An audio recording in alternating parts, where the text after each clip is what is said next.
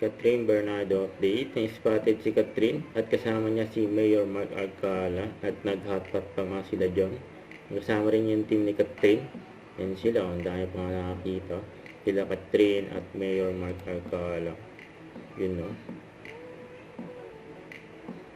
Face mask pa nga si Catherine. Ayan si Mayor, nakasombrero, na kulay blue. Ito during and endorsement shoot ni Catherine. Kasama niya ang kanyang team. Ayan sila John Bali, saka Sir Owen. And si Lon. And napaka-busy pa nga ni Catherine sa kanyang mga ganap. And tapos na kanyang shoot. And isarap. Ito sa during and someone someday na naka-formal sila Catherine at James Reid na nabangan yan.